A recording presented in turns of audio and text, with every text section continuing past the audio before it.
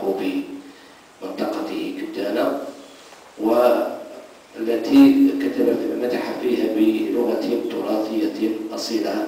للذين سيقرؤونها سيعرفون ذلك عند قراءتهم، ولذلك أهنئه وأدعو له بالتوفيق في استمراريته وفي إبداعيته. المعنونة ببرج جنادة هي رواية تعج بأحداث وشخصيات وفضاءات وأزمنة أبى عبد الواحد العرجوني إلا أن ينخرط في دواليبها وأن يبحث عن خيط ناظم لهذا السرد المسترسل،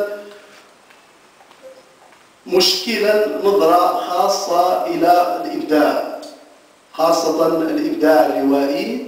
فهو يكتب الرواية لكن ليس من المنظور المعتاد إن شئنا أو المألوف، وإنما يحاول أن يدشن لكتابة جديدة أسميها أنا شخصيا بأنها كتابة تجريبية تستعين أو تنفتح على التراث في لغته الصافية والنقية، وتستعين أيضا بما يروج في المجتمع من أحداث، ويستحضر أيضا لحظات دالة من تاريخ المغرب المعاصر، خاصة وأن الفضاءات التي تتحدث عنها الرواية لا تبتعد قليلا عن الموطن الأصلي للمبدع عبد الواحد العرجوني.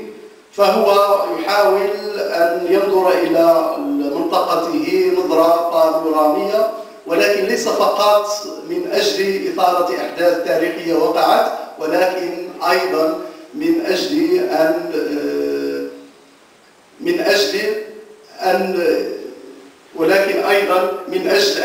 يثير. يقوم في المقام الأول على الخلط بين الواقع واللاواقعي، فالهموم الواقعية التي تعالجها الرواية لا تخطئها العين، وكلها تعكس ما ينخر المجتمع من تناقضات وأمراض اجتماعية. جاء مثلا في الصفحة 69 من الرواية: يعود إلى مشكلة السكن الاجتماعي، إذ كنا نكتري مجموعة من الأسر السعيدة شقة واحدة فنقتسم أرضيتها ومرافقها بالأشباب، حتى أنه كلما تغير ساكن أو غادر وعوضه آخر إلا وقمنا بعقد جمع عام نضطر خلاله إلى وضع قوانين جديدة تخص التناوب على اللحاظ. وفي موضع آخر من الرواية دائما يقول في الجانب الواقعي: اتجهت قال صوب مدينة مليلة بعد أن تجاوزت الحدود، هذه الحدود التي يصفها إخوان لنا بالوهمية ونحسبها نحن أبناء المنطقة بأنها ليست كذلك بل حقيقية، نعاني من جرائها يوميا الأمرين. أولئك الجالسون على الأرائك في العاصمة يعتبرونها موجودة بالوهم، ونحن نعتبرها موجودة بالفعل وبالقوة، نحن الذين نذل يوميا عشرات المرات.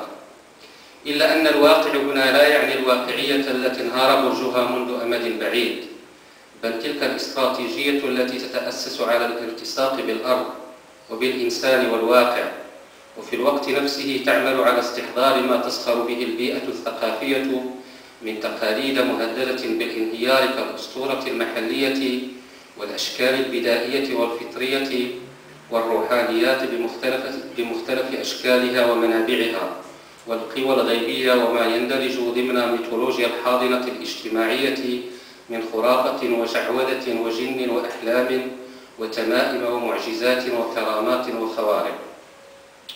هذا ما يمكن أن نلاحظه في هذه الرواية، إذ أن الواقعية السحرية تمسك بكثير من خيوطها وتتحكم في نسيج أحداثها وتضفي على شخصياتها هالة من نوع خاص، وكذلك المكان فهو كذلك قد منح قدرا كبيرا من طقوس وعادات وأعراف.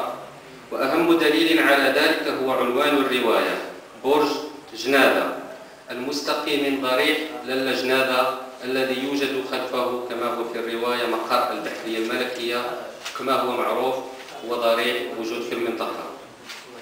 وكذلك من الأمور الأخرى التي يوظفها والتي لها علاقة بالواقعية السحرية الحديث عن الجن.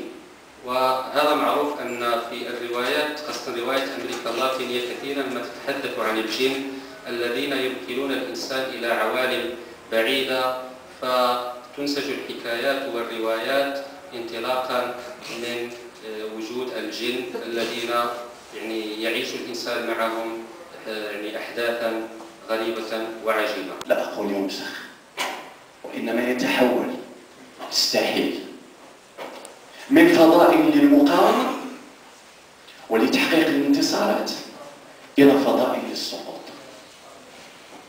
هنا الواقعي الراهن الحابل بماذا؟ بالجريمة، تجارة المخدرات، بالتنازل عن المدينتين السليبتين والجزر، هذا ما أشار إليه الكاتب، إجراء.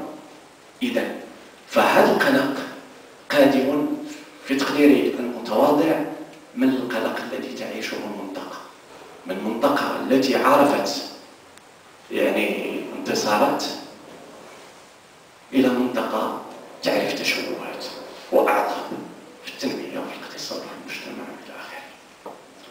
ماذا يعكس؟ تضيف اختار الرهان الثقافي، وهو يعتبر الرهان الثقافي أضعف الإيمان. وهنا أفتح التساؤل، هل الرهان الثقافي اليوم، تساؤل بارد فقط، هل الرهان الثقافي يمكن أن يحدث التغيير الذي يتحدث أو الذي ينشده القاص أو عفوا الروائي؟ أختم بهذا التساؤل، وشكرا لكم على حسن الاصرار، وهنيئا للمبدع الروائي عبد الواحد الأرجواني بهذا العمل الروائي، هنيئا أيضا الإطارين الثقافي اتحاد كتاب المغرب ومركز الريف للتراث والدراسات والأبحاث